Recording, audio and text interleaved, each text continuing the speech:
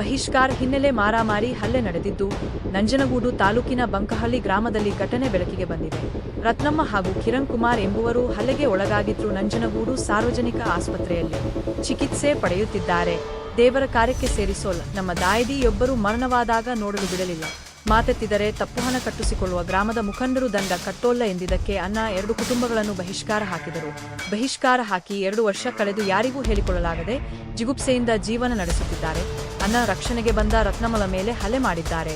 ಕ್ರಮ ಜರುಗಿಸಿ ನ್ಯಾಯ ಕೊಡಿಸಿಕೊಡಬೇಕೆಂದು ನೊಂದ ಮಹಿಳೆ ರತ್ನಮ್ಮ ಹೇಳಿದ್ದಾರೆ. ಪ್ರಕರಣ ಹುಲ್ಲಹಳ್ಳಿ ಪೊಲೀಸ್ ಠಾಣೆಯಲ್ಲಿ ದೂರು ದಾಖಲಾಗಿದೆ.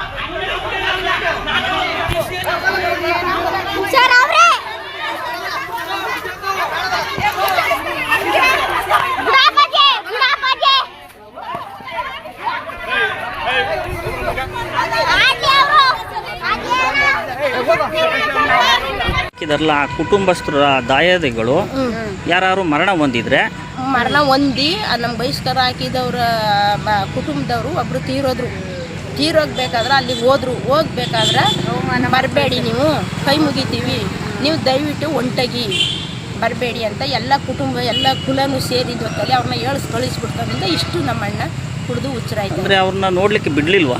ನೋಡಕ್ ಬಿಡ್ಲಿಲ್ಲ, ವಾಪಸ್ ಬಂದ್ಬಿಟ್ರು. ಅಲ್ಲೂ ಬೋದ್ ಕಳಿಸ್ಬಿಟ್ರು. ಶವ ಸಂಸ್ಕಾರ ಮಾಡ್ಲಿಕ್ಕೂ ಬಿಡ್ಲಿಲ್ಲ, ಅದಕ್ಕೂ ಬಿಡ್ಲಿಲ್ಲ. ನೀವು ಬರಗಲೇ ಬೇಡ ಅಂತ ಓಡಿಸ್ಬಿಟ್ರು. ತಿರ್ಗಾ ಅಲ್ಲಿ ಹಾಲು ತುಪ್ಪ ದಿನ ಹೋದ್ರು. ಎಲ್ಲರೂ ಹೋಗಿ ಸಮಾಧಿಗ ಕೈ ಮುಗಿಯೋ ಹೊತ್ತಲ್ಲಿ ಓಡಿಸ್ಬಿಟ್ರು. ಸಾವೇನು ಮಾಡ್ತು, ನಾವು ಬಂದು ನೋಡ್ತೀವಿ ಅಂತ ನಮ್ಮ ಅಣ್ಣನ ಮಗನೂ ಅವನು ಹೋಗಿರೋದಲ್ಲ ಕಳಿಸ್ಬಿಟ್ರು ವಾಪಸ್. ಒಂದು ಕುಟುಂಬ ಅಲ್ಲ, 2 ಕುಟುಂಬ ಬಿಟ್ಟಿರೋದು. 2 ಕುಟುಂಬ ಬಿಟ್ಟಿರೋದು. ಇನ್ನೊಂದು ದೊಡ್ಡಣ್ಣ. ನಿಮ್ಮ ಹೆಸರು? ರತ್ನಮ್ಮ.